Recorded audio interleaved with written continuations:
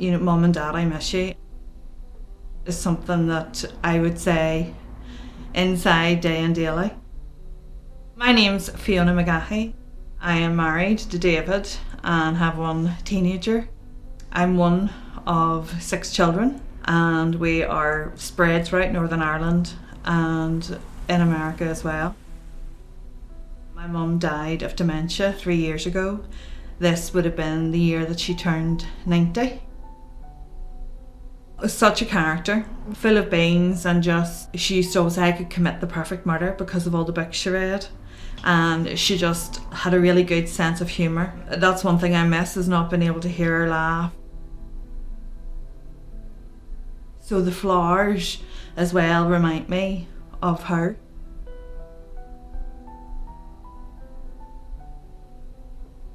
There's the dark birds and then there's the white birds. And I know that sort of resembles the darkness and coming into light. But I also look at it as being 2 sides, because if you have someone with dementia, you will get probably 2 sides of them. You'll get the person that remembers things and is their normal self, and then you'll get the person that doesn't know who you are. You basically lose them twice. You lose the personality that they were, and then you lose them for the second time when they actually pass. But they're a former shadow of the person that they once were.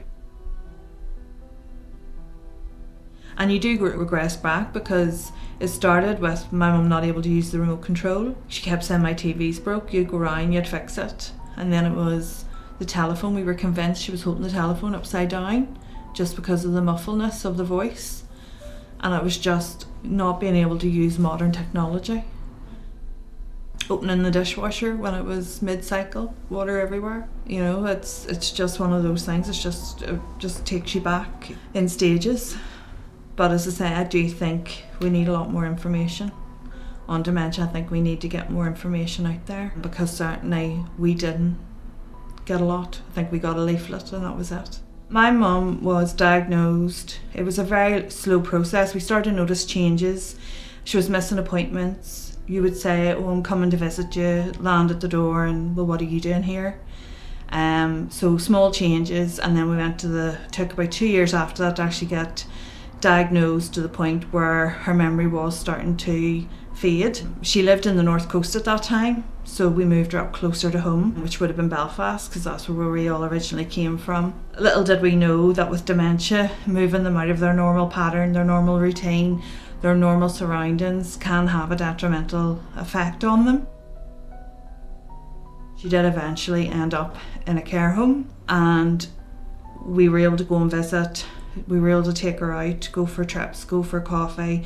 She loved getting out. And then COVID hit. And with COVID, we couldn't see my mum. And that was the heartbreak, because at the time of COVID, when it first hit, nobody knew and the impact that it would have on people, and in particular the impact that it had on dementia patients, because they relied on seeing their family so they could remember their family.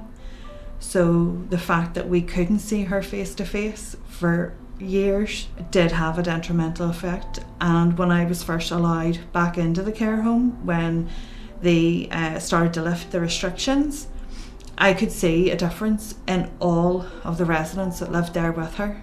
They were all former shadows of themselves. My support was my husband. He was a rock, and I couldn't have done it without him, because he would have told me things, like enjoy the time you have with her. And that just kept you grounded. And there was times all he could do was to give you a hug because of what you'd experienced that day, or something that was said, or just the stress of it.